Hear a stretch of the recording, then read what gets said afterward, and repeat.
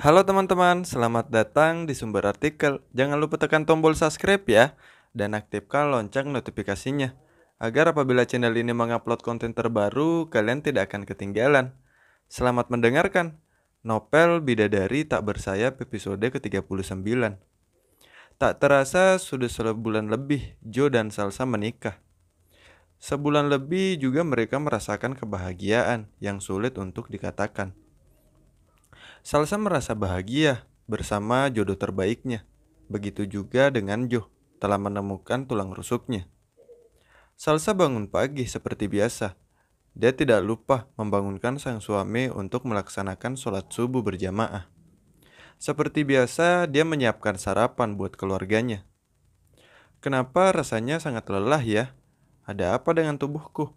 Gumamnya sambil terus mengerjakan pekerjaannya. Bina melihat nyonya mudanya seperti sangat kelelahan.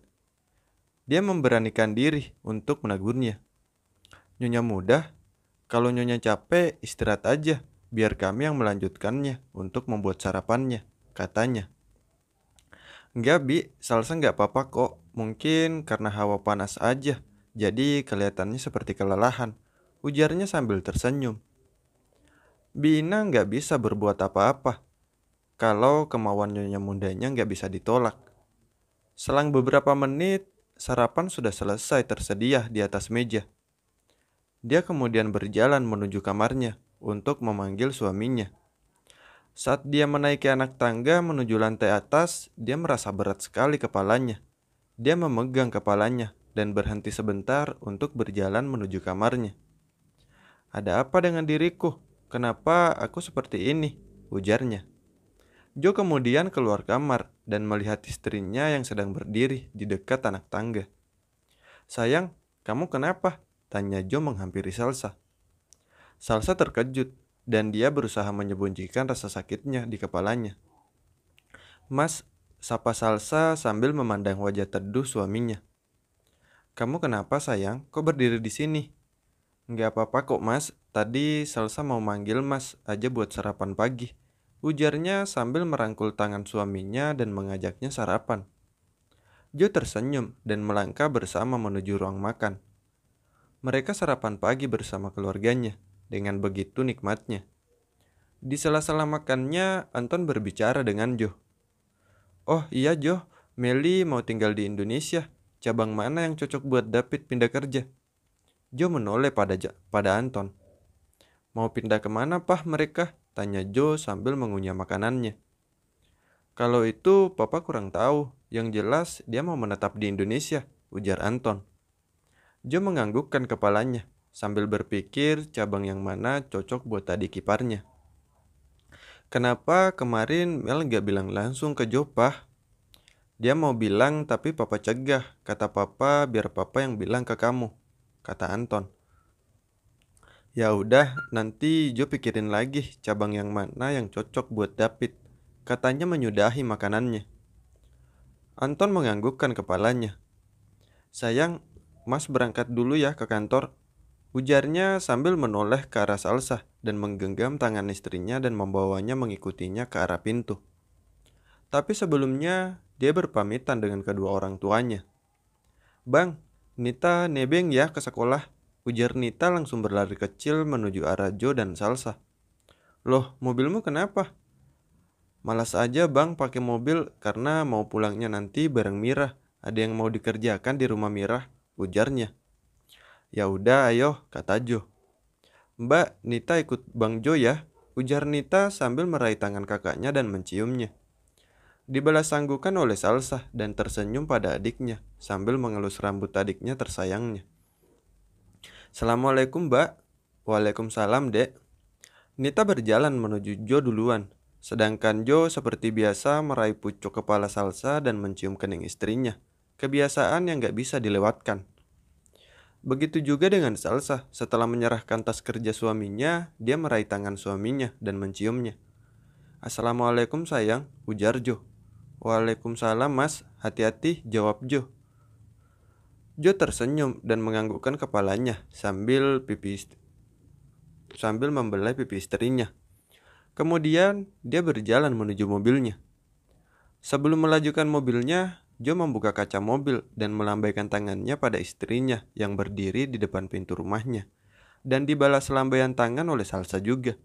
Kemudian Joe melajukan mobilnya menuju kantornya. Kemudian Salsa masuk ke dalam rumahnya. Dia merasa kepalanya berat sekali. Pandangannya terlihat buram. Dia kemudian duduk di sofa ruangan tengah. Dan dia merasakan keringat dingin mengucur di seluruh tubuhnya. Kenapa aku jadi begini? Gumamnya dalam hati. Kemudian Susi dan Anton mendekati menantunya. Kamu kenapa sayang? Ujarnya sambil mengambil duduk di samping Salsa. Gak kenapa-napa mah, gira aja. Ujarnya karena dia tidak ingin melihat mertuanya khawatir dengan keadaannya. Susi menarik napas berat dan menatap Salsa. Kenapa mama menatap Salsa seperti itu? Salsa, mama minta maaf ya, ujarnya sambil memegang tangan Salsa. Maaf soal apa mah? Ujarnya heran. Perasaan mama gak punya salah dengan Salsa, ujarnya lagi. Mama punya salah sama kamu nak, bahkan sama almarhum bundamu. Salah apa mah? Tanya Salsa memandang Susi.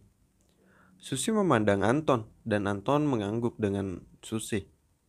Susi menarik napas berat dan mengembuskannya pelan sambil memandangi Salsa.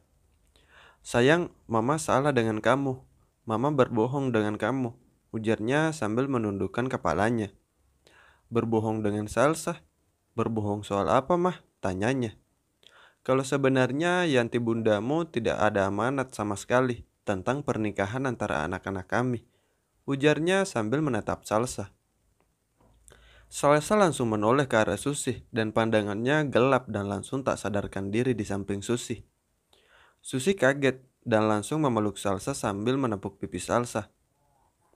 Anton langsung mendekati Salsa yang berada di pangkuan Susi. Pah, kenapa dengan anak menantu kita, Pah? Ujarnya panik.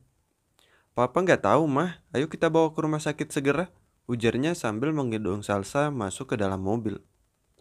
Bi Ina, tolong telepon tua muda Jo suruh dia menyusul ke rumah sakit secepatnya, teriak Susi pada Bi Ina. Bi Ina hanya memandangi kepergian Tuan dan Nyonya yang membawa Nyonya mudanya, sambil menggenggam telepon rumahnya. Dia menekan nomor kantor Jo. Di kantor Jo, kring. Telepon ruangan Jo berbunyi. Jo menjawabnya. Yah, Laili, ada apa? Pak, ada telepon dari rumah, penting. Ya, sambungkan. Ya pak, jawab Laili. Halo tuan muda. Ya Bi, ada apa? Nyonya muda pingsan. Apa? Pingsan? Ujarnya terkejut langsung berdiri dari duduknya. Iya tuan, sekarang nyonya besar dan tuan besar membawa nyonya muda ke rumah sakit. Tuan di rumah sakit menyusul ke sana. Disuruh menyusul ke sana. Sontak saja Jo langsung mematikan telepon dari Bi Ina. Dia langsung berlari ke lobi, ke ruangan dan langsung memasuki lift ke arah lobi. Sampai-sampai dia tidak menghiraukan panggilan dari Derby yang baru tiba di kantor karena pertemuan di luar. Hai Jo, ada apa? Ujar Derby heran melihat Jo berlari keluar kantornya. Jo memasuki mobilnya dan melajukan mobilnya dengan cepat. Derby bergegas menemui Laili, sekretaris Jo. Tadi kenapa bosmu berlari? Tanyanya pada Laili. Tadi Pak Jo mendapat telepon dari rumah, setelah itu langsung berlari keluar. Saya juga tidak tahu dapat kabar apa dari rumah. Ya udah, terima kasih ya, ujar Derby berjalan meninggalkan Laili menuju ke ruangannya. Dia mencoba menghubungi Jo, namun gak diangkat oleh Jo. Di dalam mobil sambil menyetir, Jo bergumam sendiri. Sayang, apa yang terjadi padamu? Ya Allah, semoga gak terjadi apa-apa pada istri hamba ya Allah.